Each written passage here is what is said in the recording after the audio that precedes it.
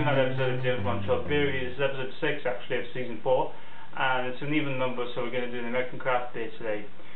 Today's beer is actually has been talked about, and people have been ranting and raving about it for quite a while. It's a very acclaimed one, and without further ado, I'm going to introduce it. It's the Dead Guy Ale from Rogue Dead Guy Ale, and all the way from Newport, Oregon, in the States. And finally, it's been released in Quebec.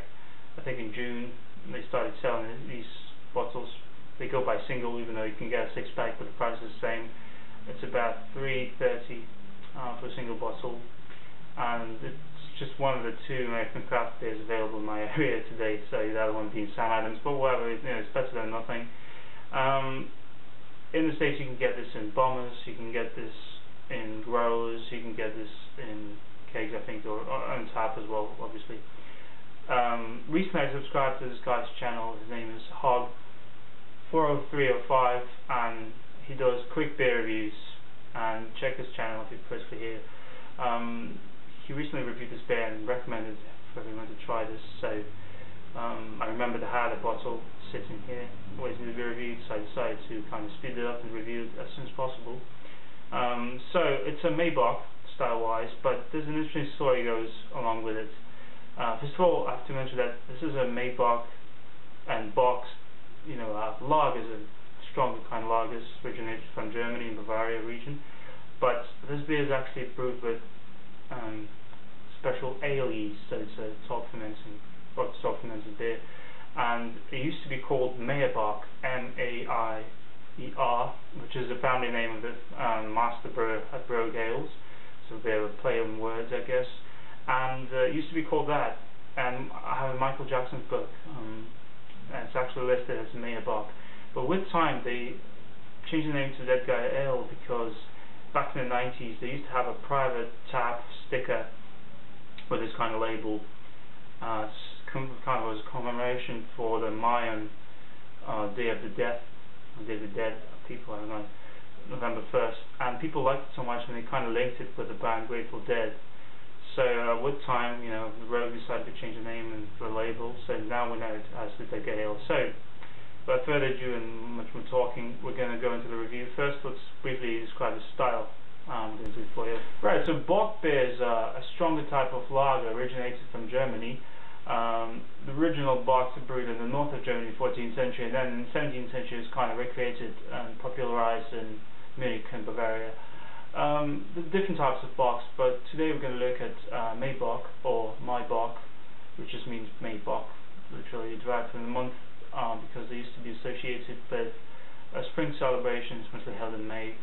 And rather than the typical characteristics, so let's say a double Bock, is the maltiness, a very complex kind of maltiness, fairly strong in ABV as well. But Maybach's about the same in terms of ABV, from about high 5s and low 6 to about 7.5%, sometimes 8% ABV. But Maybach's are actually more hopped, and the maltiness is it's more slight, and hopping is more pronounced. You get more fruitiness, more bitterness, a bit drier, and it's usually pale in colour as well. So despite the Rogue Dead Guy Ale being an actual ale, from what I've heard, it's going to have all the characteristics of a proper Maybach. So let's review it now. So although I have a cask from Rogue, I want to save this one as well. It's always nice to have a few.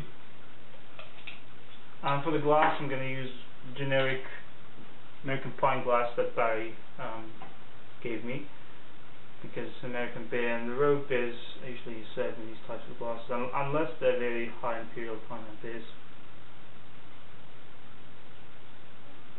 So far so good. Dare say it's a perfect pour, but it's probably not, so it's almost there. So yeah, it's an amber kind of colour to it. It's a bit dark here, but I think you can say it's golden as well, as you can say it's copper. Medium to high carbonation. Actually now it's quite low, you get medium to large bubbles. The head is kind of soapy and light brown, I'd say, with maybe a bit of a golden hue to it. Very nice smell to it. Very kind of good fruity hops, not very sharp in the nose, and still quite a good malty background. I'm sort of getting that candy apple kind of connotation, as well as lemon, caramel, and yeah, so citrus, lemon, caramel, grapefruit maybe. Head's coming down. Not very impressive, I guess, but what can I do? So let's give it a try.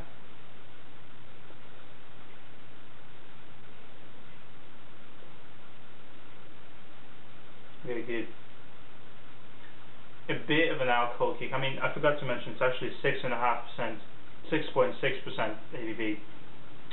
I'm lucky on the Canadian version actually lists ABV. I think Rogue doesn't say alcohol by volume on their domestically produced, domestically marketed beers. So what do you get? You get really nice balanced hops, as well as I think it's a very typical for a Maibock. Sort of hits your palate with that grainy, bready, slightly sweet caramel maltiness. But I do get nice citrusy hoppiness to it as well. It's definitely medium bodied, or even medium to full bodied. It's kind of a bit syrup-like, but I mean that in a good way. Carbonation, so the mouth feels very nice and smooth. It's very low, I guess, since it's an ale. Ales are usually quite flat. But yeah, I've had a Hellebuck on tap once in Toronto. It was sort of similar to this. I think it was a bit pale in colour, but maybe it had to take into account the lighting here. It's a bit dark, but I think this is even better. And Rogue ales are usually very good. This one is good as well. So I'll come back to you with my final words. Alright, so we're back with the Dugga ale. Kind of gone flat on me, and there's no head, but every time I swirl it around, kind of gives me a bit that foamy ring. Nevertheless, very good beer. I'm impressed all along. You know, I like this beer, despite being my first time trying this. Kind of reminds me of Hellebuck, which is good, appropriate to the style, but also you get some of that pale ale, English pale ale characteristics, a bit of that biscuity malt touch to it. The malts are very apparent in the finish, so you get a bit of that breadiness, which is very typical for bocks in general. They call it the liquid bread for a reason, I guess. And then the hoppiness is very kind of stats out. You drink, it's a bit sweet with caramel undertones, then it gets hoppy and fruity. You get like nice apple, citrusy notes, maybe grapefruit, lemon, orange, even a bit of tropical fruit, I suppose. And then some nice bitterness. You know, very, very gentle, nothing over the top. And all in all, very drinkable beer. The mouth feels nice, kind of coats your mouth. Virtually no carbonation, very easy drinking. I think it's served, you know, it could be served a bit cold or a bit warm. I mean, it's good all along. So I'm going to give this a 9 out of 10. Very good beer, proper Rogue, proper American craft beer. Not disappointed, very happy to have tried this. And probably, no, not probably, for sure I will buy more of these since it's available in my area. So 9 out of 10 for Dugga ale from Rogue. If you haven't had it still, you're in the States especially, go and get it now. But that's it for this review. See you guys next time, and stick to the beer.